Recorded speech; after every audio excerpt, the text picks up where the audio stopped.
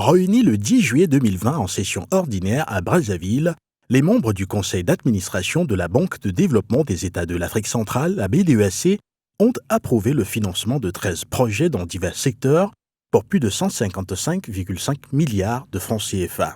Le volume de financement que le Conseil a approuvé, c'est un peu plus de 155 milliards de francs CFA, dont 90 milliards pour le secteur public pour lutter contre la COVID-19 et le reste pour le projet productif.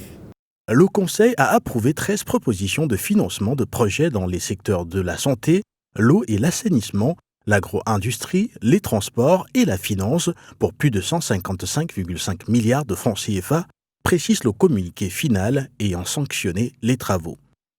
Ces financements sont accordés particulièrement en soutien aux États dans la lutte contre le Covid-19, mais également en faveur des projets de développement qui seront mis en œuvre au Cameroun, au Congo, au Gabon et au Tchad. Le Conseil a entre autres recommandé à l'Assemblée générale l'approbation des comptes annuels de la Banque arrêtés au 31 décembre 2019. Celui-ci consacre un résultat net bénéficiaire annuel de 15,2 milliards de francs CFA contre 11,5 milliards de francs CFA en 2018, soit une croissance de 32%. Le Conseil a par ailleurs examiné et approuvé le document de stratégie d'intervention, DSIP, de la Banque en faveur du Congo. Ce document constitue désormais le cadre de référence des interventions de la BDEAC au Congo pendant les 3 prochaines années. Il était question qu'on ait une stratégie concrète pour chaque pays de la CEMAC. Il est bien sûr que nous sommes de la CEMAC, mais chaque pays a ses spécificités.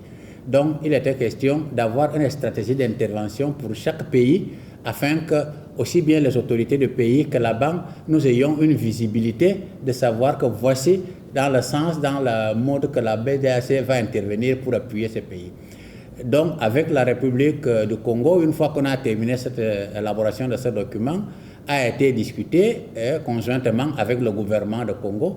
Et ce document a été validé aussi bien par le gouvernement du Congo, par la BDAC, et c'est pour cela qu'on l'a soumis au conseil d'administration et qui sera adopté lundi par l'Assemblée générale. On est aussi en train d'élaborer pour les autres pays de la CEMAC. Malheureusement, le Covid est arrivé et les déplacements que nous devions faire pour avoir des échanges contradictoires avec les différents pays n'ont plus eu lieu. Mais au fur et à mesure, nous allons présenter ce type de documents pour chacun des pays de la sous-région pour que nos interventions soient beaucoup plus visibles et prévisionnelles. Abordant les questions diverses, le Conseil a noté avec satisfaction l'entrée du Fonds de solidarité africain, FSA, dans le capital de la banque. Dans la même optique, le conseil d'administration encourage toutes les actions positives entreprises par le management pour drainer les ressources nécessaires au financement des projets structurants de la sous-région.